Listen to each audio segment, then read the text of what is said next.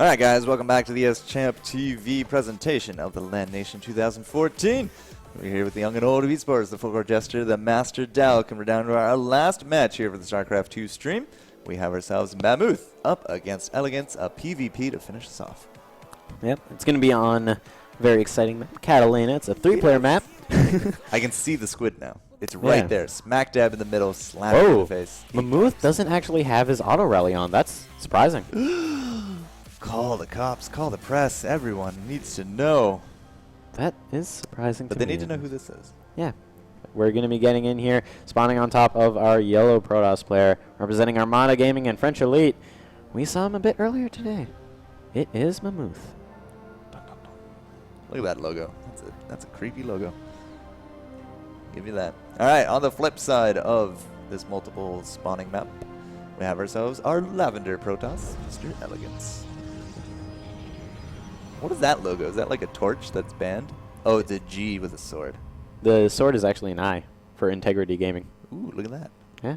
It's crazy. Apparently Samuel's now on that, because I saw him get the clan tag just a couple We've hours seen ago. Samuel quite a few times on ESChamp TV streams.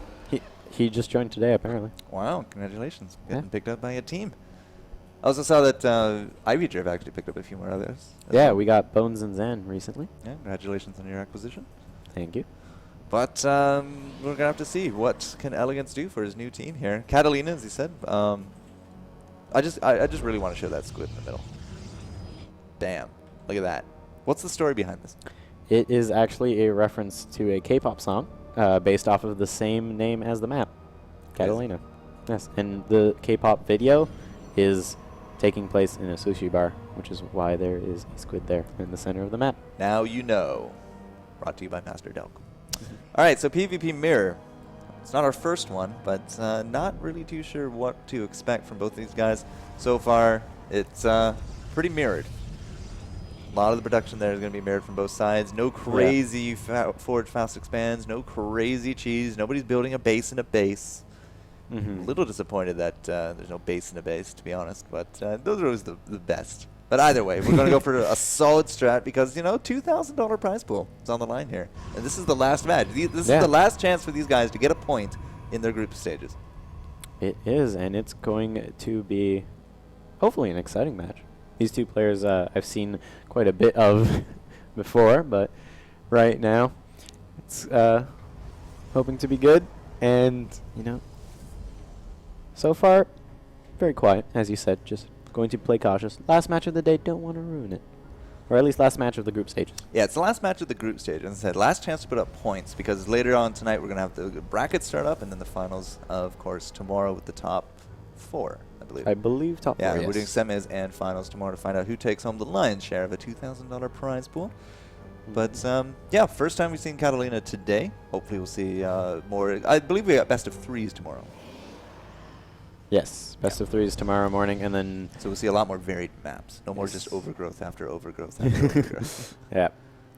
But right now, so far it looks like both these players are just trying to keep their eye on basically everything. They don't want any kind of proxy pylon shenanigans to be coming their way that they're unaware of. But very safe from both of them, yeah. He's got a probe over here at his opponent's third. Wondering just maybe a little bit. Maybe he throws down a pylon? Well, his opponent hasn't taken a second yet, so, I mean, it's not really too much for blocking out a third. We do got stalkers from both sides, and they are starting to make their way across the map. Mothership Core going to go and scout out this location. Not really going to be able to see too much, though, so long as Elegance does pull the stalker back. But, you know, we'll see, though, that a Mothership Core was just being made, so he at least knows that his Mothership Core is very much ahead of his opponents, and we do see Mammoth. He's going to be throwing down a proxy pylon of his own just below the main base there. So is this like a 3-gate bust, a 4-gate bust? Like, this is some really earlier aggression. It is going to be 3. So 3 gates and that proxy right there, the high ground vision being granted by the Mothership Core. It's going to be a lot of pressure. I mean, like, we're just kind of leapfrogging the proxies at this point. Yeah, and that's usually the best way. It does allow you to still keep reinforcements coming. But that pylon is looking to be finishing soon. And 5 Stalkers versus 3. Militia Corps on both sides. Robotics Facility is going to be finishing up soon. But an Immortal will still take quite a while. Ooh, that is such a money time warp. Not only did it chase off the other Mothership Core, but getting 2 Stalkers out of it. Now, we did have that one pop out here for Elegance, but I'm not sure that's actually going to be enough to repel this. Some probes were actually pulled, and one's going to go down in the back, and a few more are actually going to drop as well. There's no overcharge. There's no time warps. Nothing. It's looking good for Mammoth in this pressure. Definitely. He's warping in 3 more Stalkers now, and an Immortal is going to be on the way. It's about halfway done here, but still the Stalker lead, if Mammoth can just keep it in his favor and just kill off a good amount of probes right now, he should be able to do quite a bit amount of work, even if that Immortal does come out. But Photon Overcharge is going to go down, and right now it's looking a little bit more close here for Elegance. Yeah, that's the Immortal's going to do a lot of work here. Those are not Zealots. No. All we need to do is protect the Immortal, but no, we chased a little bit too far. That's not good for the Immortal at all. Photon Overcharge still going, but it's not looking good for Elegance. His back is basically up against the wall at this point. And right now, it looks like the Stalkers of Mammoth, they're just going to keep trying to poke in and out. The Photon Overcharge, though, it's going to make it really difficult.